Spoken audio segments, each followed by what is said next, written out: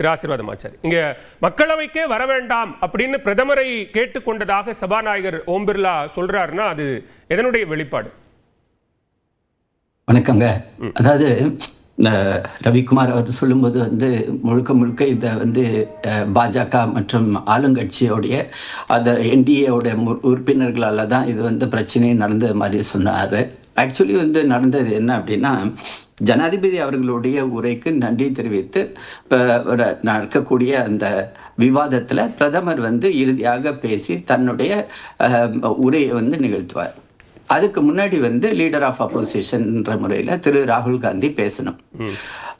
ராகுல் காந்தி அவர்கள் பேச முதல் நாளே அவர் ஒரு புக்கை எடுத்து காட்டுறாரு. என்ன புக்குனா 4 Stars of Destiny. இது யார் எழுதினது அப்படின்னா நம்மளுடைய முன்னாள் இராணுவ தளபதி நரவானே அப்படின்றவர் எழுதினார்.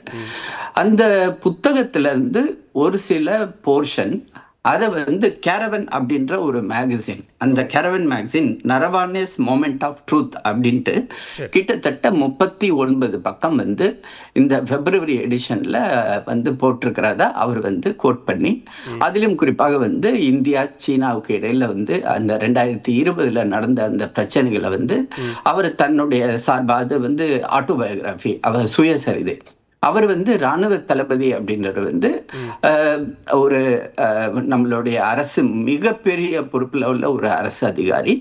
அவர் தன்னுடைய இராணுவ அமைச்சர்கிட்ட தொடர்பு கொள்கிறார். அவர் அதுக்கு பிறகு பிரைம் மினிஸ்டர்கிட்ட பேசுறாரு அப்படின்னு அது ஒரு சீக்வன்ஸ் ஆஃப் ஈவெண்ட்ஸ் அவர் பேசுறாரு, எழுதியிருக்காரு. இப்போ நான் ஒரு அரசு அதிகாரியாக இருந்தவன். இதுல ஒரு புத்தகத்தை, அதுவும் குறிப்பாக ஒரு சுயசரிதை எழுதும் பொழுது அரசுகிட்ட பெர்மிஷன் வாங்கணும். அந்த பெர்மிஷனுக்காக இவர் கொடுத்திருந்தார். ஆனா அரசாங்கம் அதுக்குரிய பெர்மிஷனை கொடுக்கல. ஏன் கொடுக்கல அப்படின்னா, நம்மளுடைய அபிஷியல் சீக்ரெட்ஸ் ஆக்ட், அதாவது அதிகாரப்பூர்வமான ரகசிய சட்டம் பிரைம் மினிஸ்டர், இராணுவத்துறை அமைச்சர், இராணுவ தளபதி, அதே மாதிரி ஏர்ஃபோர்ஸோட சீஃப், நேவி சீஃப், இவங்களுக்கு இடையில நடக்கக்கூடிய தகவல் பரிமாற்றம் இதை அபிஷியல் சீக்ரெட்ஸ் ஆக்டுக்கு கீழே கொண்டு வந்திருக்கு. ஆக இவங்க எல்லாருமே கேபினட் கமிட்டி ஆன் செக்யூரிட்டியோட உறுப்பினர்கள். ஒரு 2 நாடுகள் அல்லது 3 நாடுகள் அல்லது பல நாடுகளுக்கு இடைப்பட்ட இராணுவ ரீதியான கருத்து பரிமாற்றங்களை வெளியில சொல்லவே கூடாது. அது சாவர வரக்கூடாது, சொல்லக்கூடாது. இதுதான் ஒரு சரியான ஒரு இராணுவ வீரருக்கு உரிய அழகு. அது சிவில் சர்வீசஸ் ஆக்ட்ல எப்படி எங்களுக்கு சென்ட்ரல் சிவில் சர்வீசஸ் உடைய கான்டக்ட் ரூல்ஸ் இருக்குது, அதே மாதிரி ராணுவத்தில் உள்ளவங்களுக்கும் அந்த கண்டிப்பா இருக்கு. ரொம்ப சரியா சொன்னீங்க ஆசீர்வாதமாச்சாரி. இப்ப நரவனே அந்த விதிகளை மீறி இருக்கிறார் அப்படிங்கிற பட்சத்துல மத்திய அரசு இப்ப அவர் மேல எடுத்திருக்கக்கூடிய நடவடிக்கை என்ன? குறைந்தபட்சம் அவர்கிட்ட விளக்கம் கேட்டிருக்கா? அவர் மேல ஏதாவது வழக்கு பதிஞ்சிருக்கா? இல்ல இந்த புத்தகத்தை வெளியிடக்கூடாது அப்படின்னு குறிப்பிட்ட சம்பந்தப்பட்ட நிறுவனங்களுக்கு ஏதாவது ஒரு உத்தரவு போடப்பட்டிருக்கிறதா? என்ன ஆக்ஷன்ஸ்? அதாவது இப்போ அவர் இப்ப ரிட்டையர் ஆயிட்டார். ரிட்டையர் ஆனதுக்கு பிறகு அவர் சர்வீஸ்ல இருந்தா அவருக்கு சர்வீஸ் துறை ரீதியான ஒரு நடவடிக்கை எடுக்கப்பட்டிருக்கும். அவர் ரிட்டையர் ஆனதுக்கு பிறகு அதுக்குரிய அந்த அதாவது அவங்களுக்கு பப்ளிஷ் பண்ணக்கூடிய அந்த அனுமதியை அரசாங்கம் கொடுக்கல. ஆனா அதுல ஒரு சிறப்பம்சம் என்ன அப்படின்னா, ரவிக்குமார் அவர்கள் அவையில இருந்தாருன்னு நினைக்கிறேன். அந்த சமயத்துல எந்த கேரவன் மேகசினை கோட் பண்ணி, நான் அதாவது அவையில சொல்றாங்க ராகுல் காந்தி கிட்ட, நீங்க எதை கோட் பண்ணீங்கனாலும் அதை ஆத்தென்டிகேட் பண்ணணும் அப்படின்னு. ஆத்தென்டிகேட் பண்ணணும் அப்படின்னா, ஆத்தென்டிகேஷன்னா அதுக்குரிய முழு பொறுப்பையும் அவர் தான் ஏற்றுக்கொள்ள வேண்டும். அது நாளைக்கு ஒரு பிரச்சனையா இருந்துச்சுன்னா அதனுடைய பொறுப்பு, அதை அது எந்த வகையான பொறுப்பா இருந்தாலும் அதை எந்த உறுப்பினர் பேசுறாரோ அதை ஏற்றுக்கணும். எதிர்க்கட்சி தலைவர் அதுக்கு தயாரா தானே அவைக்கு அது பேசுவாரு. அந்த பாயிண்ட் பேசுறாருன்னா அதுக்கு தயாராகித்தானே வருவாரு. இல்ல, அந்த பாயிண்ட்டுக்கு தான் வரேன். அதாவது எந்த கேரவன் மேகசின் அதை கோட் பண்ணாரோ 39 பக்கம், அந்த ஆன்லைன்ல நானும் பார்த்தேன். நான் ஒரு பாரதிய ஜனதா கட்சியுடைய மிகப்பெரிய ஒரு லைப்ரரியுடைய அட்மினிஸ்ட்ரேட்டர். இதுவரை அதாவது கரெக்டா ஒரு மாசத்தோட அடுத்த பிப்ரவரி 1 வரக்கூடிய அந்த புக்கு கேரவன் 31 அல்லது 30 என் கையில கிடைச்சிடும். இன்னைக்கு தேதி 5 ஆயிடுச்சுங்க பலவேல். இதுவரை அந்த மேகசின் இன்னும் வரல. எதை வச்சு அவரை வந்து ஆத்தென்டிகேட் பண்ண முடியும்? உங்கள்கிட்ட இல்லாத ஒரு கேரவன் மேகசினை நீங்க எப்படி ஆத்தென்டிகேட் பண்ணுவீங்க? ஒரு சின்ன ஒரு கேள்வி. ஆன்லைன்ல வந்து அதை வந்து அவங்க ஸ்கேன் பண்ணிருக்காங்க அப்படின்னா வெளியில அந்த புத்தகம் ஏன் வரல சார்? இன்னைக்கு வரல சார். நான் காத்துக்கிட்டு இருக்கிறேன். நான் வந்து சப்ஸ்கிரைப் பண்ணிருக்கிறேன். என்னுடைய பாஜகவுடைய லைப்ரரி சப்ஸ்கிரைப் பண்ணிருக்கோம். இந்த கேரவன் தொடர்ந்து இவங்க வந்து எங்களுக்கு எதிராக எழுதினாலும் நான் ஒரு பத்திரிகையாளன் அப்படின்ற முறையில என்னுடைய படிப்பு சம்பந்தமா இருந்ததுனால எனக்கு வந்து கேரவன் மேகசின் நாங்களும் படிக்கணும். ஏன்னா எங்களை எதிர்த்து யாரு எழுதாலும் அதை நாங்க படிக்கணும் அப்படின்றது எனக்கு வந்து அமித்ஷா அவர்கள் கொடுத்த உத்தரவு. நான் இத மேகசினை சப்ஸ்கிரைப் பண்ணிருக்கேன். 5 நாள் ஆயிடுச்சு சார். இன்னும் வரல. அப்ப இல்லாத உங்க கையில யார்ட்டையும் இல்லாத ஒரு கேரவன் மேகசினை அவர் வந்து கோட் பண்றது ஒண்ணு. அதுக்கு வந்து விதிமுறை. அடுத்தது வந்து அதை ஆத்தென்டிகேட் பண்ற அப்படின்னு சொல்ற பாத்தீங்களா, அது அதை விட வந்து ஒரு விதிமீறல்.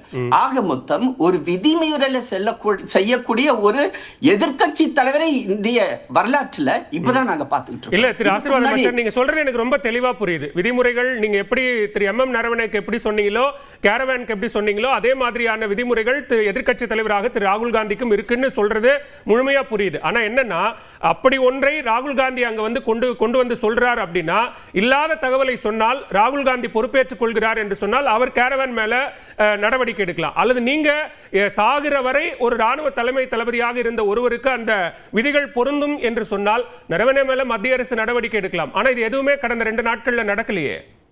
அதாவது இது வந்து இப்ப நடக்கல. இந்த கேரவன் மேகசின் இப்பதான் வந்து பிப்ரவரி இஷ்யூல தான் அதை பத்தி எழுதியிருக்காங்க. ஆனா இந்த புத்தகம் 2025 எழுதி அது வந்து நிறுத்தி வைக்கப்பட்டுள்ளது. இன்னைக்கு இந்தியாவில் எந்த ஒரு கடையிலும் அந்த புத்தகம் கிடைக்காது. அமேசான்ல கிடைக்காது, பிளிப்கார்ட்ல கிடைக்காது. ஆக ஒரு தவறை செய்துவிட்டு அந்த தவறை வந்து தொடர்ந்து நியாயப்படுத்தக்கூடிய ஒரு எதிர்க்கட்சி தலைவர் இருக்கும்போது நேற்று நடந்த ஆக்சுவலி நம்மளுடைய இந்த விவாதமே நேற்று நடந்த அந்த நிகழ்வுதான். 5 மணிக்கு பிரதமர் வந்து அவைக்கு வர வேண்டும். அவர் வந்து ஆல்ரெடி அந்த டைம் பிக்ஸ் பண்ணப்பட்டது. சபாநாயகர் பிக்ஸ் பண்ணிருக்கார். அவர் வரதற்கு முன்பாக அவருடைய இருக்கையை சுத்தி கிட்டத்தட்ட ஒரு 6 பெண் உறுப்பினர்கள் அவர் அந்த இருக்கையை சுத்தி கையில பேனர், அதே மாதிரி வந்து ஒரு சில பதாகைகள் வச்சு சத்தம் போட்டுட்டு இருக்காங்க. அவங்களுடைய நோக்கம் என்ன? சபாநாயகர் என்ன சொல்றாரு? இவர்களுடைய நோக்கம் அவருக்கு வந்து உடல் ரீதியாக ஏதாவது ஒரு பாதிப்பை நடத்தக்கூடிய ஒரு அந்த மாதிரியான ஒரு ஆக்ரோஷமான நிலையில் அவரை வந்து தாக்குதல் வந்து நடத்தக்கூடிய ஒரு திட்டம் இருந்ததாக எனக்கு தெரிய வந்தது.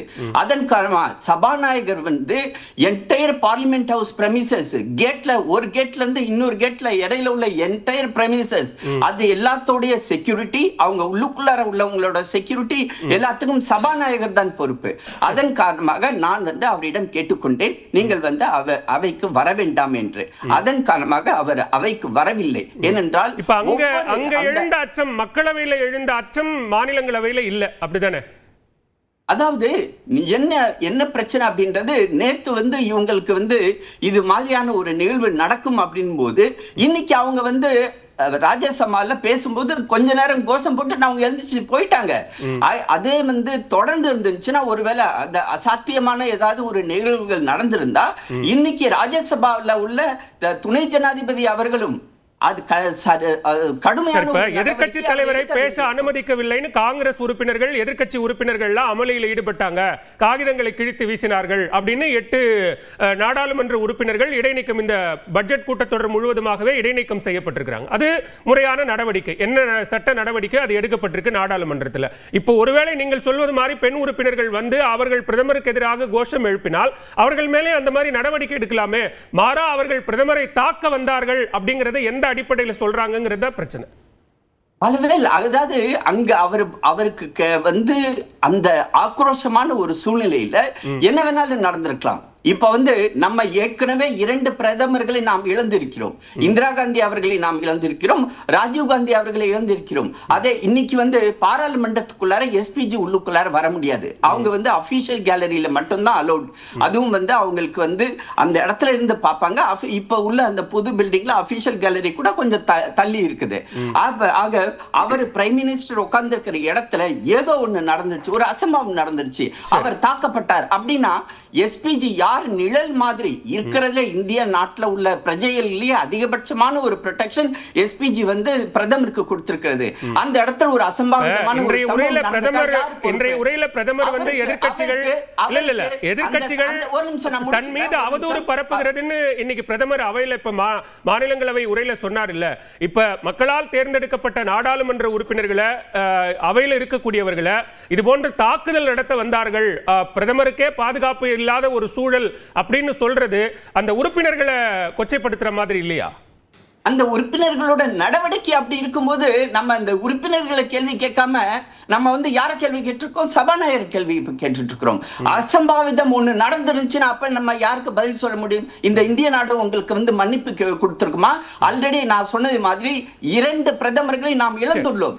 ஆக பிரதமருடைய பாதுகாப்பு நம் ஒவ்வொருவருக்கும், அதுவும் குறிப்பாக சபாநாயகர் என்ற முறையில் அவருக்கு வந்து அதனுடைய ரெஸ்பான்சிபிலிட்டி மிக அதிகம். ஆகவே தான் அவர் வந்து வர வேண்டாம் என்று அவர் கேட்டுக்கொண்டார். பிரதமரும் சரி நான் வரவில்லை அப்படின்னு அவர் முக்கியமான சில கேள்விகளை எழுப்பி இருக்கீங்க. கோபண்ணா கிட்ட அதுக்கான பதில நான் வாங்கிக்கிறேன். முதல் சுற்று வாதமாவும் எடுத்து